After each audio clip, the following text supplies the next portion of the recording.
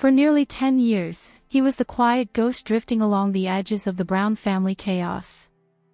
While the others screamed, cried, staged interventions, stormed out of backyards, or blasted each other in confessional chairs, Dayton Brown simply sat there, a spectator trapped inside the circus.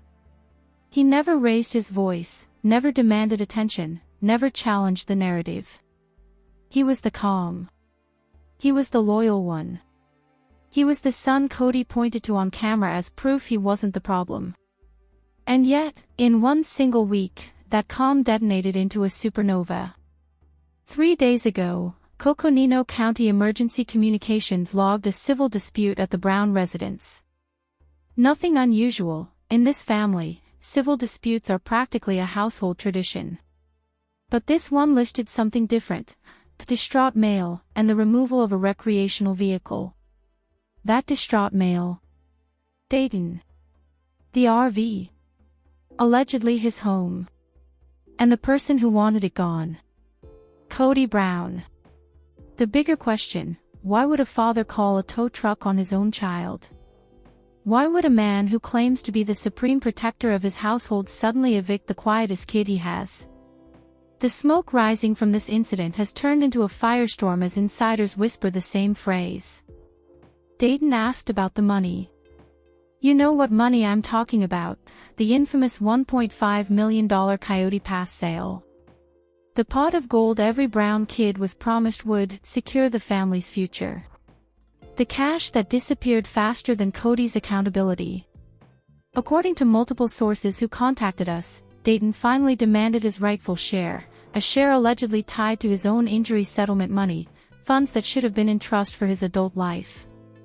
Instead, he was met with a lock, a tow chain, and a father in meltdown. But this story isn't just about an eviction.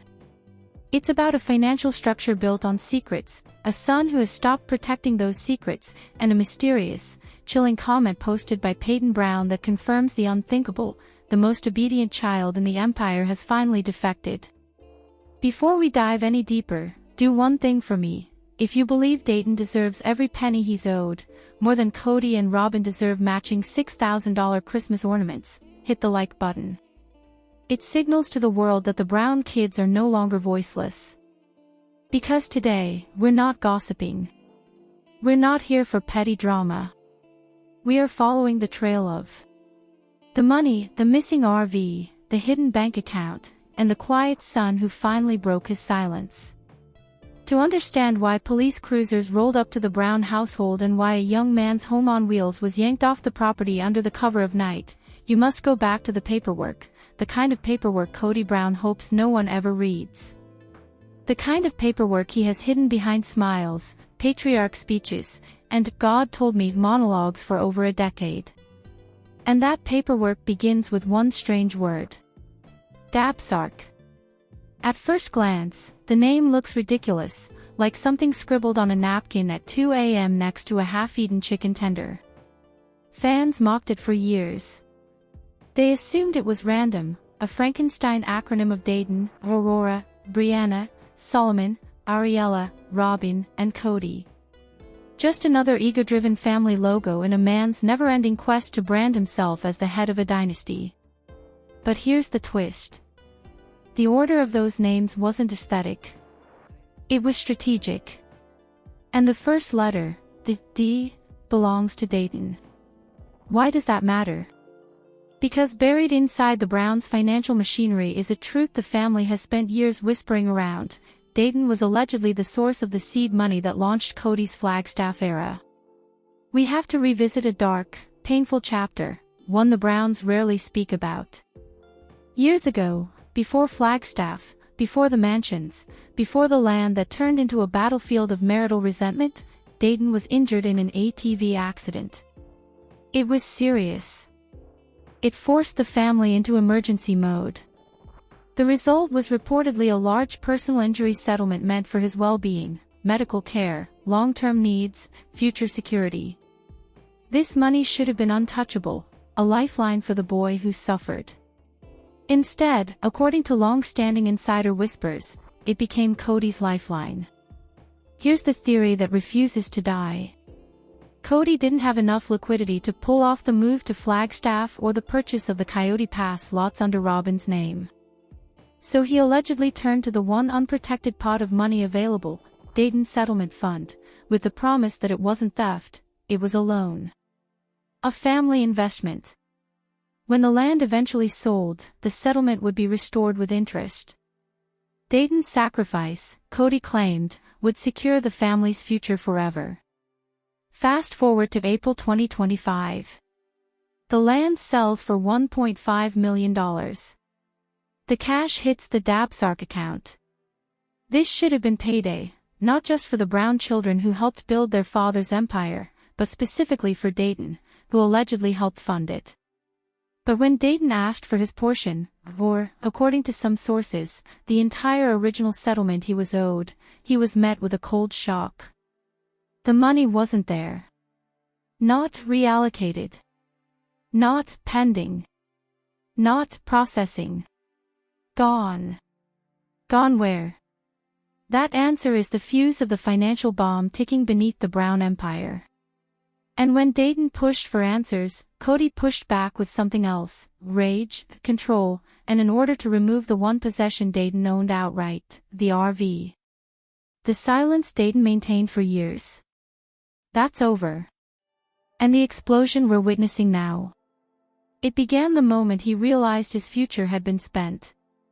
To understand the magnitude of what happened on that night in Flagstaff, you need to visualize every detail, because this wasn't just a father-son disagreement. This was a full-scale meltdown, a tactical removal, and the kind of scene that ends families forever. The type of chaos reality TV cameras are never allowed to capture because it would burn the entire franchise to the ground. For nearly a year, sources say Dayton had been living in a high-end RV parked on the edge of Robin's property. It wasn't glamorous, but it was his. His privacy.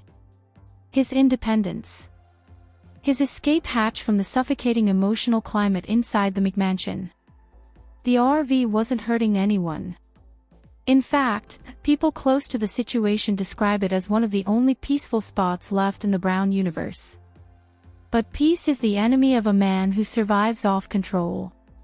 When Dayton approached Kody for his portion of the $1.5 million Coyote Pass sale, or, more accurately, his own settlement money allegedly used without proper documentation, the conversation went from "we'll talk later" to "get off my land" in seconds. Witnesses say Kody didn't just get angry. He became unhinged, shouting about loyalty, obligations, and family unity, the same phrases he weaponizes whenever he's cornered. According to the leaked incident log from Coconino County, the situation escalated so severely that someone, not Dayton, felt the need to call authorities. The log lists the situation as a civil dispute involving property removal. That property was Dayton's RV. Imagine the scene. The sun has gone down. The driveway is lit only by the flickering glow of security lights. Then, out of nowhere, a tow truck rolls up, engine idling, chains rattling like the opening scene of a crime drama. Kody Brown, manic and red-faced, storms out of the house waving his arms, yelling about liability, ordinances, and violations. Ordinances he himself has ignored for years suddenly become the sword he uses to strike down his own son. And then there's Robin. For over a decade we've watched her defend Kody to the point of delusion. But sources say this time was different. This time she was shaking. Crying. Standing between father and son, pleading that the family was breaking apart. That the bleeding wouldn't stop. That the damage was irreversible. But even her tears couldn't stop the spectacle. The tow truck backed toward the RV, chains clinked. Dayton stood frozen, not yelling, not attacking, just watching his life get ripped off the land he supposedly helped pay for. The officers present were there for one reason: to make sure it didn't turn physical. And that is the clearest indicator of all. This was not calm. This was not civil. This was the moment the Brown Empire cracked open. The RV was hooked. Lifted. dragged off into the night like evidence being removed from a crime scene. Kody Brown had always believed he could outsmart everyone, his wives, his children, his audience, and even the camera that had documented every one of his meltdowns for more than a decade. But part 4 begins where the cracks in his delusion finally split wide open, leaving his ego bleeding across the living room floor. This wasn't the charming, joke-cracking Kody from the early seasons. No. This was the Kody who had been rotting under the pressure of his own narcissism, finally forced to face something he had spent years pretending didn't exist: consequences. Christine didn't even have to say a word. Her silence alone was enough to make Kody unravel. She had already moved on emotionally, spiritually, and romantically, but Kody still acted like he owned the rights to her pain. He stepped into the room with that same puffed-up chest, that same "I'm the leader of this family" voice, but for once, no one flinched. Not Christine, not Janelle, not even the producers. His presence, once loud and commanding, now felt like an embarrassing echo of a man who had lost control a long time ago. The argument started because Kody wanted respect, but what he really wanted was obedience. He demanded Christine acknowledge everything he had done for the family, but the words landed with the same weight as dust. Christine stared at him like she had finally solved a mystery. And maybe she had. Maybe she finally realized that his rage didn't come from betrayal, it came from losing the power he had spent decades hoarding. The shocking part wasn't that Kody was angry. He was always angry now. The shocking part was how transparent it had become. Every accusation, every outburst, every jab at Christine or Janelle was nothing more than Kody screaming at the ghost of a life he could no longer control. Then he made the mistake, oh, the beautiful mistake, of trying to guilt Christine about breaking the family. Christine didn't explode. She didn't cry. She simply raised her eyebrows, tilted her head, and delivered the quietest blow ever televised: "You broke it first." Kody's face collapsed. Not dramatically. Not theatrically.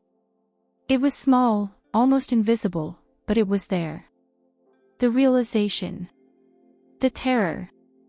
The fear that maybe, just maybe, Christine wasn't the only one who had stopped seeing him as the center of the universe. Even Robin looked uncomfortable. And for Robin to look uncomfortable, on camera, at that, means the situation had gone nuclear. She tried to step in, offer a soft explanation, but Kody snapped at her too. His voice rose, cracking under the weight of frustration he could no longer hide. He wasn't fighting with his wives anymore. He was fighting with reality. By the end of part 4, Kody stood alone in the doorway, chest heaving, face flushed, eyes wide with that familiar mix of denial and self-pity. But for the first time, the room stayed quiet. No one followed him. No one rushed to soothe him. No one tried to fix him. The night everything finally snapped wasn't dramatic because of shouting, it was dramatic because of how unmistakably final it felt. Kody walked into Janelle's house carrying the same storm he always brought with him, but this time it wasn't anger that filled the air. It was desperation. A sour, frantic kind of panic that clung to him like smoke. And Janelle sensed it immediately. She didn't even look up from the papers on her table. She just sighed, quietly, the way a person sighs when they realize the problem they've been avoiding has found its way back to their door. Kody tried to talk calmly at first, and that alone was unnerving. His voice didn't match his face. His eyes were red, too bright, darting around the room like he was trying to locate a reality he could still control. He opened with his favorite line, "I don't feel respected." Janelle didn't respond. She didn't even blink. And that silence, oh, that silence, sent Kody into a spiral he could no longer disguise. His voice rose instantly, the calm evaporating like it had never existed. He accused her of abandoning the family, of taking sides, of letting Christine brainwash the kids. The words crashed together, wild and sloppy, like he was throwing accusations just to see which one might stick. But Janelle wasn't the woman she used to be. She wasn't scared of upsetting him. She wasn't trapped under his version of the truth anymore. She simply looked at him with an expression so flat, so done, that it almost broke him right there. "You left us long before we left you," she said, and the temperature in the room dropped. Kody exploded. His hands flew into the air, pacing, ranting, muttering about loyalty, unity, commitment, all the things he himself had shattered. He said he was tired of being the villain, tired of being blamed, tired of his wives ganging up on him. But the irony was almost too painful to watch. Kody wasn't being cast as the villain. He was just finally being seen clearly. And then came the moment no one expected. Kody slammed his hand on the table and let out a scream, not a yell, not an argument, but a raw, guttural scream that made even the camera crew freeze. It wasn't the cry of a man who was angry. It was the cry of a man who had realized the entire kingdom he thought he built had been a sandcastle all along, crumbling the second his wives stopped pretending. Janelle didn't flinch. She stood up, walked to the door, and opened it. "You can leave now," she said. The simplicity of it was surgical. Brutal in its calm. And Kody, this man who used to command 4 households, actually hesitated. He looked around the room like someone was going to stop him, someone was going to comfort him, someone was going to save him from the consequences he insisted he didn't deserve. But no one did.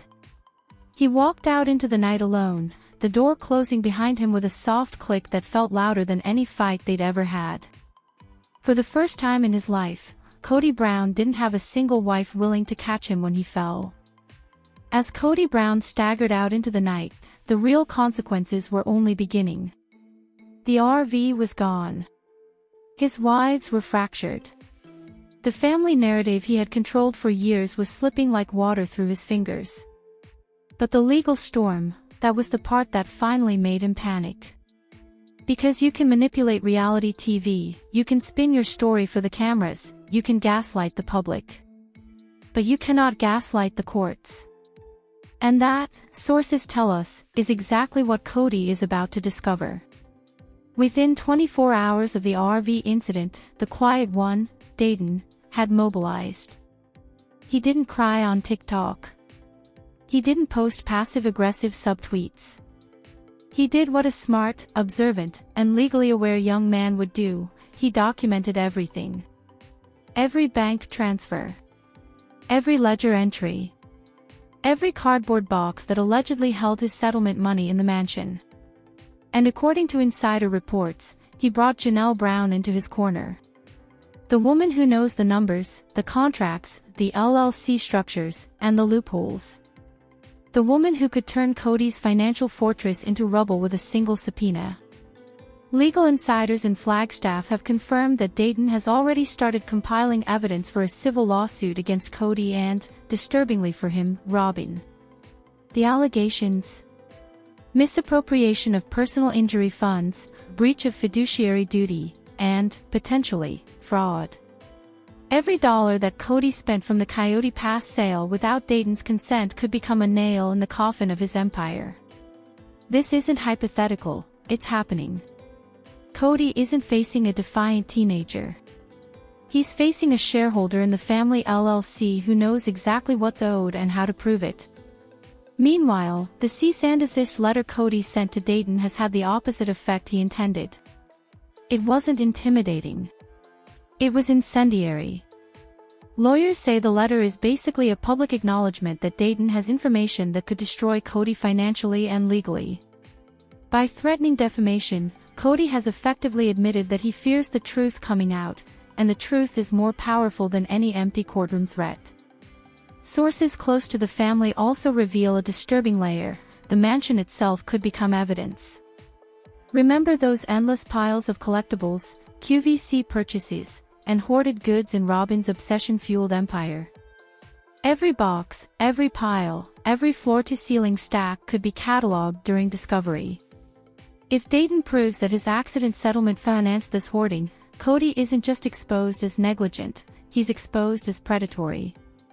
The kind of financial misconduct that doesn't just get bad press, it gets serious legal scrutiny.